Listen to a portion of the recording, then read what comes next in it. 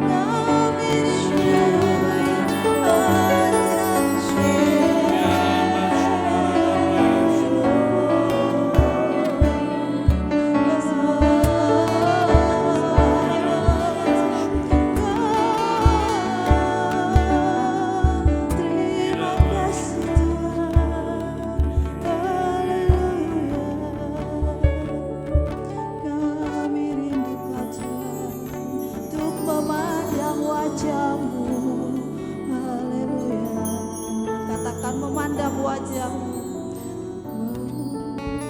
memandang wajah-Mu, mengikuti kebaikan-Mu, mengejar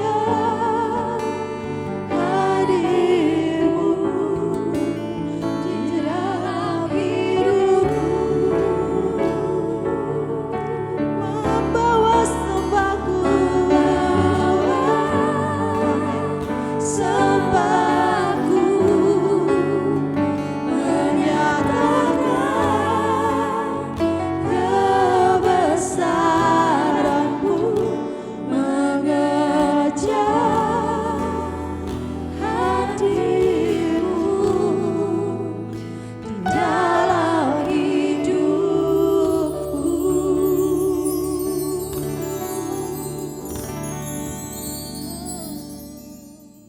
Selamat pagi Bapak Ibu Saudara yang dikasihi Tuhan.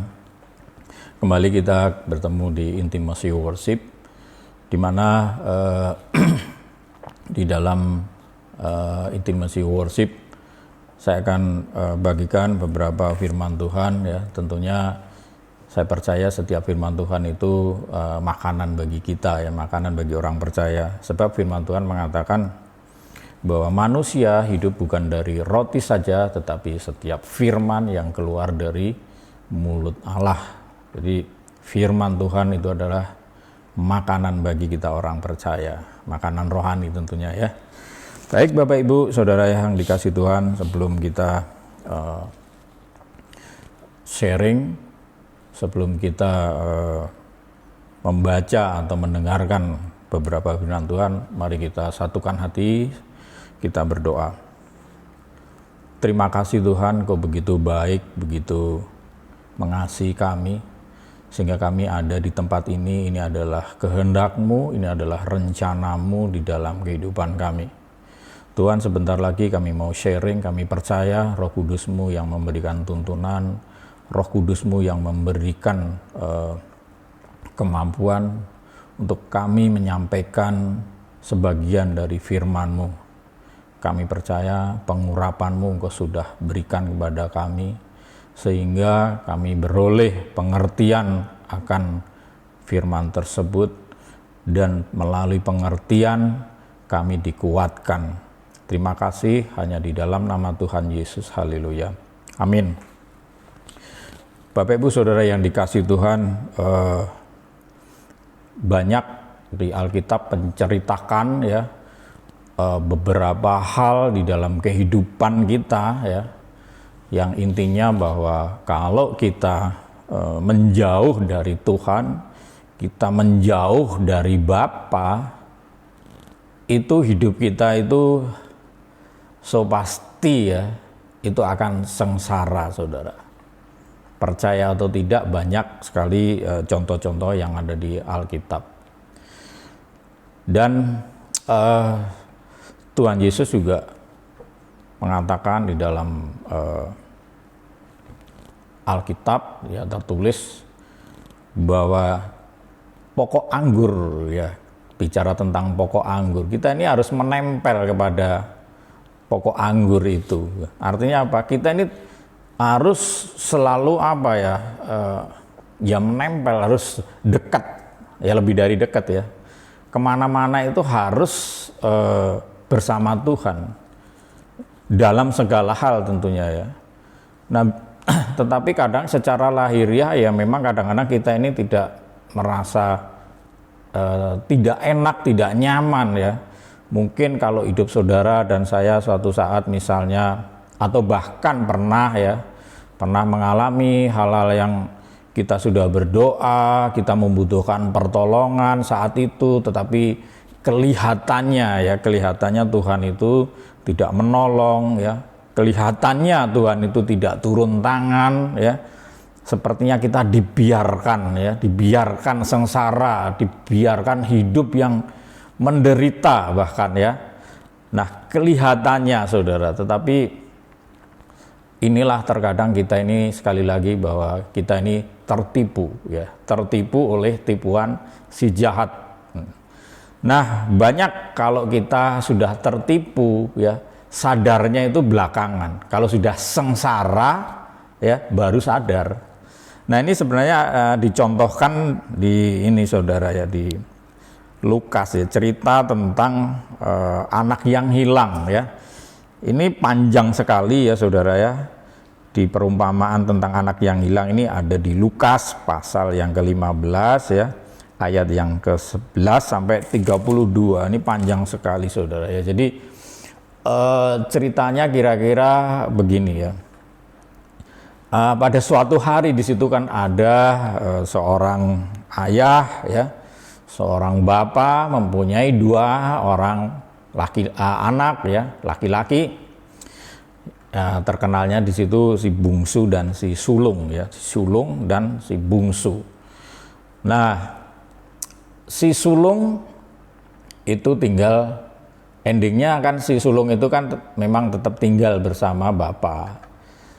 Nah, kalau si bungsu itu sempat dia itu meninggalkan bapaknya ya. Dia parah sebenarnya kalau dilihat secara lahiriah. Dia saat itu meminta bagian dari warisannya. Nah, minta kepada bapaknya. Nah, bapaknya juga tidak banyak bicara, langsung memberikan haknya ya, warisan itu diberikan kepada si bungsu. Terus apa yang terjadi ya, si bungsu keluar dari rumah itu ya, dia pergi. Nah, saya percaya mungkin ini ya saudara ya, si bungsu ini tidak ada kepuasan di rumah bapak. Si bungsu ini merasa kecewa dengan bapaknya. Dia mau cari jalan lain untuk memenuhi hasratnya, memenuhi hatinya ya, mungkin untuk membahagiakan dia ya. Nah, dengan harta ya, warisan yang sudah dibagikan itu, dia keluar dari rumah bapaknya. Dan nah, ini saudara ya, sekali lagi bahwa kalau sudah keluar dari rumah bapa, apa yang terjadi saudara kepada si bungsu ini?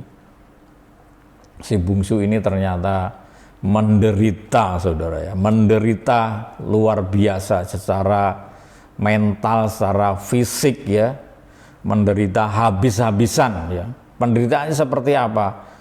Nah, bayangkan saudara kalau di rumah bapa semua ada ya, pembantu-pembantunya ada banyak, makanan banyak, berlimpah. Tetapi ketika dia pergi meninggalkan rumah bapa ya, di suatu negeri, saat itu negeri itu mengalami paceklik ya, mengalami kesulitan di dalam makanan, atau mungkin kekeringan lah zaman dahulu ya.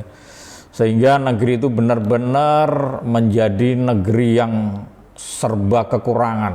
Nah, akhirnya harta yang dibawa oleh si bungsu tadi juga habis saudara ya. Apa yang terjadi? Sampai di situ diceritakan dia bekerja kepada orang ya. Setelah bekerja ternyata pekerjaannya itu ngasih makan babi. Nah, karena saking laparnya si bungsu ini bahkan mau minta ya makan apa yang dimakan oleh babi tersebut. Bayangkan saudara ya, babi untuk zaman dulu itu kan binatang yang sebenarnya binatang yang menjijikkan ya. Kalau babi, anjing itu kan sering dipakai untuk kata-kata ya, untuk merendahkan orang ya. Mengerikan sekali sebenarnya. Tapi mungkin karena perutnya itu sudah benar-benar kosong sama sekali dan dia harus makan sampai seperti itu. Itu pun tidak dikasih saudara. Bayangkan saudara. Nah, ini kan sebenarnya menggambarkan betapa sengsaranya ya orang yang meninggalkan bapa. Kalau zaman sekarang betapa sengsaranya sebenarnya itu orang yang keluar dari kehendak Tuhan ya, mencari kehendaknya sendiri, mencari jalannya sendiri, akhirnya sengsara, saudara. Kita ini sebenarnya kalaupun kita menjalani sepertinya kekurangan apapun ya, kalau kita tetap berpegang teguh iman, kita percaya kepada Tuhan, saya percaya semua dimampukan untuk melewati sengsara apapun di dalam kehidupan ini. Kalau kita tetap berpegang teguh kepada Tuhan kita, yaitu Yesus Kristus, kita akan dimampukan, kita akan pasti dilewatkan. Persoalannya terkadang yang menggodalah kita ini kurang sabar ya. Kita ini kurang sabar. Seandainya kita sabar sedikit, kita tidak akan lebih sengsara ya. Seperti apa yang dicontohkan tadi ya, si bungsu tadi. Dia keluar, dia bayangkan nanti akan lebih enak ya, lebih bahagia ya kalau si bungsu tadi tidak bersama Bapa. Tetapi apa yang terjadi, saudara? Dia lebih sengsara. Tapi bersyukurnya Bapak Ibu ya, si bungsu ini cepat tersadar ya, cepat menyadari. Ini ditulis di dalam ayat yang ke-17 ya. Di Lukas pasal yang ke-11 ayat yang ke-17. Lalu ia menyadari keadaannya, katanya, betapa banyaknya orang upahan Bapakku yang berlimpah-limpah makanannya, tetapi aku di sini mati kelaparan. Aku akan bangkit dan pergi kepada Bapakku dan berkata kepadanya, Bapa, aku telah berdosa terhadap surga dan terhadap Bapa. Bapak Ibu Saudara yang dikasihi Tuhan ya, sadar keberadaan kita yang sesungguhnya, kenyataan hidup kita itu jauh lebih baik ya daripada kita tidak sadar tentunya ya dengan keberadaan diri kita yang mungkin kita kesulitan di dalam kehidupan ini. Dan kita mencari jalan keluar dengan kekuatan kita sendiri. Dan akhirnya apa saudara? Kita bisa sengsara ya.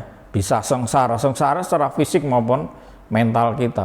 Nah kalau orang dalam hidupnya saja sudah merasa sengsara karena ulah sendiri, waduh itu untuk berdoa rasanya berat sekali saudara. Untuk mengangkat itu berat sekali. Tanpa kita menyadari ya, kita harus sadar dan bangkit, harus balik lagi ke rumah Bapa, kita balik lagi ke jalan yang benar, tentunya seperti itu ya. Sekali lagi kalau kita ingat ya seperti apa yang tertulis di Alkitab tentunya ya, kan Tuhan pernah mengatakan begini saudara, terkutuklah orang yang mengandalkan manusia, orang yang mengandalkan kekuatan kita sendiri itu terkutuklah ya. Tapi diberkatilah orang yang mengandalkan Tuhan. Ya memang mengandalkan Tuhan ya, sepertinya atau kenyataannya kadang-kadang, aduh Tuhan sepertinya kok serba sulit ya, serba tidak enak ya. Tapi kalau itu saudara mampu untuk berdamai ya dengan hal-hal tersebut, saudara tetap bisa loh menjaga hati saudara ya, tidak terusik dengan aku mau keluar, mau mencari jalan keluar sendiri. Saudara tidak akan seperti itu saudara. Jadi sebenarnya firman Tuhan itu adalah menjaga kita ya, untuk supaya kita itu tidak melakukan hal-hal di luar kehendak Tuhan. Jadi sekali lagi bahwa sebenarnya sih banyak yang ada di firman Tuhan itu ya, seperti kalau di Amsal itu kan banyak nasihat-nasihat tentang kehidupan kita ya. Seperti dikatakan kalau di Amsal itu ada di Amsal pasal yang ke-27 ya. Amsal pasal yang ke-27. Nah, terkadang kita ini sebenarnya dinasihatin ketika kita mungkin sedang menjalanin kehidupan ini sepertinya tidak enak ya, mungkin di dalam lingkungan, di dalam komunitas saudara-saudara itu mengalami hal-hal yang tidak enak ya. Saudara mengalami tekanan, itu sebenarnya kalau dilihat itu kesalahan saudara sendiri. Saudara tidak bisa mengelola hati saudara, sebab itu akan kelihatan di dalam kehidupan saudara. Seperti di Amsal katakan, seperti air mencerminkan wajah, demikianlah hati manusia mencerminkan manusia itu sendiri. Amsal pasal 27 ayat yang ke-19 ya, sekali lagi bahwa seperti air mencerminkan wajah ya. Kenapa air ya zaman dulu mungkin belum ada cermin ya, cermin kaca gitu. Mungkin yang dipakai ya air. Mungkin zaman dulu kan belum polusi belum seperti sekarang ini. Polusi belum seperti sekarang, sehingga kan masih jernih. Jadi bisa benar-benar ngelihat wajah seseorang ya tinggal ngelihat di air ya. Nah, betapa hati itu mencerminkan ya. Sekali lagi kalau di Amsal juga, di Amsal pasal 4 ayat yang ke-23 kan sering dikatakan jagalah hatimu ya dengan segala kewaspadaan karena di situ terpancar kehidupan. Maka sekali lagi bahwa perkara seperti ini itu akan kelihatan saudara ya. Jadi kalau saudara tadi pingin mencari jalan keluar ya, jalan keluar dari kehendak Tuhan melalui kekuatan sendiri apa sendiri, itu nanti dampaknya akan kelihatan. Coba orang-orang udah sengsara kehidupannya itu hatinya itu pasti terkena juga ya, karena apa ya, kesengsaraan itu masuk ke dalam hati sehingga dari wajah itu udah kelihatan saudara. Coba kelihatan aja misalnya orang-orang yang percaya Tuhan yang sungguh-sungguh dengan orang yang cuma sekedar bisa berdrama atau main sandiwara, itu berbeda sekali saudara ya. Jadi dari wajah itu berbeda sekali karena hatinya itu berbeda.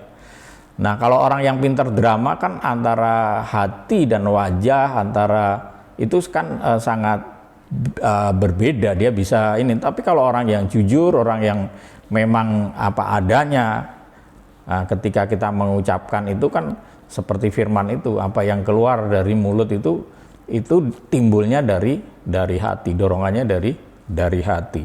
Nah, sekali lagi Bapak Ibu Saudara yang dikasihi Tuhan, kita tadi sudah belajar atau kita membaca ya tentang perumpamaan anak yang hilang ya. Tadi dicontohkan oleh si bungsu, bagaimana si bungsu itu jauh dari bapa ya.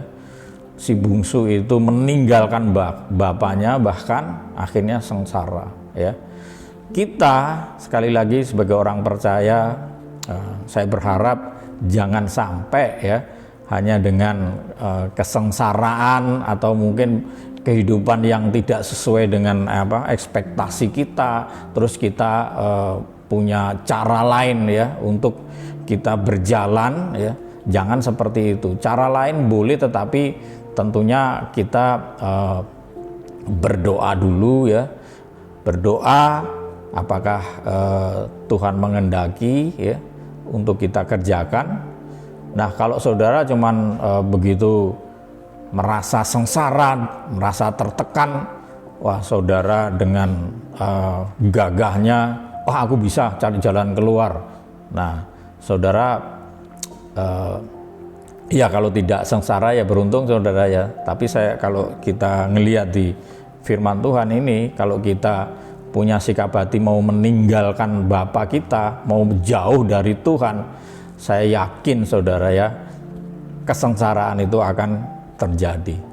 Nah, namun saya percaya di sini kita semua adalah orang-orang yang cepat tersadar ya akan hal yang demikian, sehingga kita tidak berlama-lama menjauh dari Bapa, tidak berlama-lama keluar dari kehendak Bapa, tapi kita ada di dalam kehendak Bapa. Jadi kita senantiasa ada di dalam tracknya Tuhan, di dalam jalurnya Tuhan, di dalam kehendak Tuhan.